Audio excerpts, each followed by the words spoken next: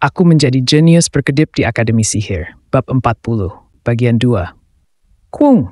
Ketika dua iblis menengah bertabrakan, sejumlah besar debu tersebar ke segala arah dari tubuh Shadowhorn Beast sebagai pusatnya. Debu itu menyentuh kulit ikan berkedip, menyebabkan kulitnya mengering, sehingga ikan itu menghasilkan sejumlah besar air. Ikan berkedip merasakan ancaman terhadap hidupnya, berhenti di jalurnya dan mulai mengeluarkan air. Karena platform dikelilingi oleh penghalang, air mulai terkumpul. Pemburu bayangan, jika ia merasakan kelembaban, ia akan mengeluarkan raungan setidaknya 7 oktav. Kiu. Mantis hitam adalah iblis yang peka terhadap suara dan tidak bisa menahan diri untuk tidak menyerang ketika mendeteksi suara di atas 7 oktav. Tiba-tiba, 5 iblis menengah mulai terjerat satu sama lain, diikuti oleh keributan besar. Para penyihir yang menyaksikan akhirnya menyadari strategi di balik kombinasi tersebut. Sejak awal, kelompok Aisel benar-benar memahami karakteristik dan atribut para iblis dan mengincar fenomena semacam itu. Oh Tuhan, apakah mereka menyadari semua karakteristik para iblis?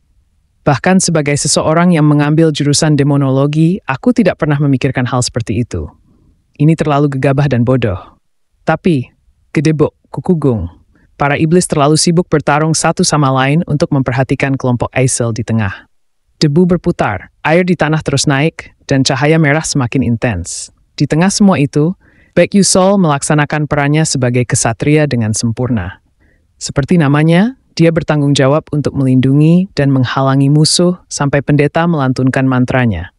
Ketika seorang iblis menyerbu membabi buta ke arah Aisel, Baek Yusol langsung berteleportasi dan memukul pergelangan kaki iblis itu dengan pedangnya, menyebabkan iblis itu jatuh.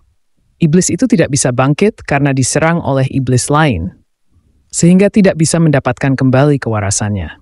Iblis lain menyerbu, tetapi Baek Yusol melemparkan tubuhnya untuk menghalanginya, dan pada saat yang sama, dia berkedip untuk mencegat yang datang dari arah lain. Wah, luar biasa, sangat keren. Dia terus bergerak bolak-balik. Mungkin karena pancaran pedang Argento, jejak cahaya kabur tertinggal di tempat di mana dia menggunakan berkedip. 1, 2, dan berkedip-kedip cahaya ini perlahan memikat mata orang-orang. Dia berkedip ke timur dan berkedip ke barat. Itu tidak hanya keren untuk dilihat, tetapi dia sangat efisien dalam gerakannya, melindungi pendeta dari segala arah sendirian. Figurnya menggambarkan bentuk kesatria yang paling fantastis. Seorang kesatria yang dengan sempurna melindungi target yang dijaga. Saat pertempuran semakin intens, para iblis secara bertahap menjadi lelah dan terluka. Berkedip. Akhirnya Aisel membuka matanya yang biru dan meraih tongkatnya. Kemudian, air yang terkumpul di tanah membeku dan bunga raksasa tumbuh tinggi di langit. Itu adalah bunga es yang memancarkan cahaya biru dingin dari kelopaknya. Bunga kristal. Itu mempesona dan indah. Indah. Wah! Meskipun disebut sebagai karya seni yang terukir dengan halus, dapatkah ada yang lebih indah dari itu? Para profesor tidak lagi mengevaluasi sihir murid. Mereka hanya menghargai sihir seorang penyihir. Sihirnya begitu tinggi sehingga dia tidak bisa dianggap hanya sebagai seorang murid. Tidak ada penyihir yang bisa melakukan sihir seindah itu. Para iblis menengah berguling-guling di tanah dengan luka-luka dan kelelahan yang membuat mereka tidak bisa bergerak di bawah perlawanan air beku yang telah naik hampir ke pergelangan kaki mereka. Namun, seiring waktu, es pada akhirnya akan hancur, dan perhatian mereka akan tertuju pada Aisel karena serangannya yang sangat mencolok barusan. Hancurkan. Namun sebelum itu terjadi, bunga yang brilian dan indah itu hancur berkeping-keping, berubah menjadi senjata tajam yang jatuh ke segala arah. Whoop! Whoop! Kroik! Kroik! Puluhan, bahkan ratusan bola es yang menyerupai tombak raksasa menghantam tubuh iblis menengah. Kulit mereka robek dan membeku secara bersamaan, dan ketika mereka mencoba bergerak, luka mereka terbuka, sehingga mereka bahkan tidak bisa menjerit kesakitan. Namun, situasinya belum sepenuhnya terselesaikan. Shhh! Pada saat itu, uap mulai muncul dari tubuh pemburu bayangan. Itu adalah salah satu kemampuan tersembunyinya. Ketika ia merasakan kelembaban yang berlebihan dan dinginnya suhu, ia memancarkan panas yang luar biasa. Berkat kemampuan ini, danau yang membeku mulai perlahan mencair. Pada akhirnya, mereka tidak dapat menyelesaikannya. Strategi itu telah direncanakan dengan baik, dan pertempurannya sangat indah, tetapi mereka tidak memperhitungkan kemampuan tersembunyi semacam itu. Sungguh disayangkan. Namun, di tingkat murid, mereka masih bisa mendapatkan nilai yang tinggi. Strategi itu nyaris gagal. Saat mereka hendak membuat penilaian tersebut, Aisel mengulurkan tangan berlawanan ke udara. Hingga saat itu, tidak ada yang memperhatikan. Gumpalan cahaya biru yang telah berfungsi sebagai kelopak dari bunga kristal masih belum menghilang. Semua orang mengira itu bagian dari bunga es. Ia mekar dengan es dan berubah menjadi daun. Namun, itu adalah kesalahpahaman. Keahliannya adalah sihir yang menggabungkan es dan petir secara bersamaan. Zzz, zzz. Para penyihir terengah-engah kagum melihat percikan api yang berterbangan di udara. Karena es mendekati sifat isolator, listrik tidak dapat dihantarkan secara efektif. Oleh karena itu, orang-orang mengira bahwa Aisel telah melepaskan sihir bunga kristal dengan mengorbankan keahliannya yang lain, yaitu petir. Sayangnya, ia tidak puas hanya dilahirkan dengan berkah es. Ia juga memiliki kecintaan yang besar terhadap petir. Ia tidak bisa menahan keinginan untuk memanggilnya. Saat itulah Baek Yusol muncul dengan rencana yang luar biasa. Mengapa kita tidak membekukannya dan kemudian melelehkannya lagi? Tetes, tetes. Suara tetesan air dari es yang mencair bergema, dan bentuk cair dari air adalah penghantar listrik yang sangat baik. Tunggu, mungkinkah? Ketika orang-orang akhirnya menyadari apa yang sedang terjadi, mereka mulai mengerang dalam keputusasaan. Hantamkan ke bawah. Sebuah sinar cahaya biru jatuh ke tanah. Retak! Suara petir yang menggelegar terdengar di sekitar. Dunia disinari dengan cahaya biru, dan bunga itu mekar. Kali ini bukanlah bunga es atau bunga kristal. Itu adalah bunga biru.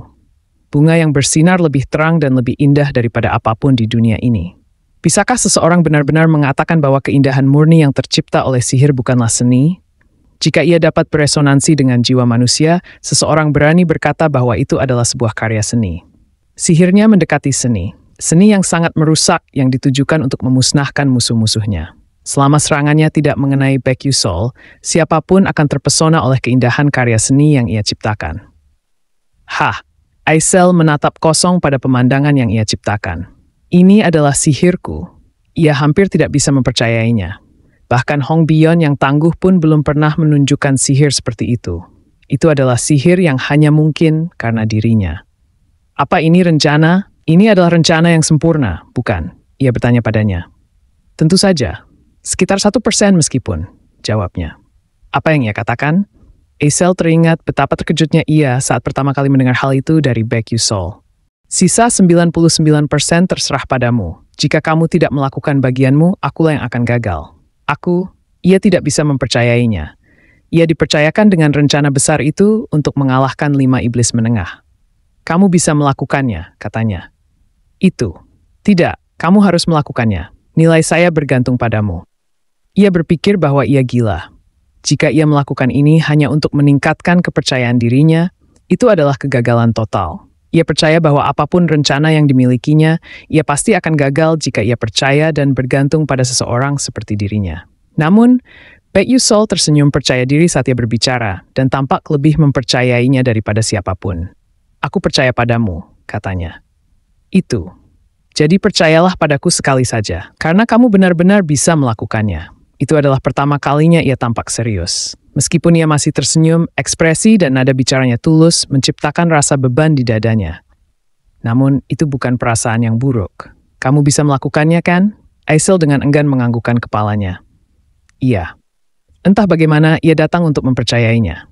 Apakah ia terpengaruh oleh kata-kata bodohnya? Ia sendiri tidak tahu.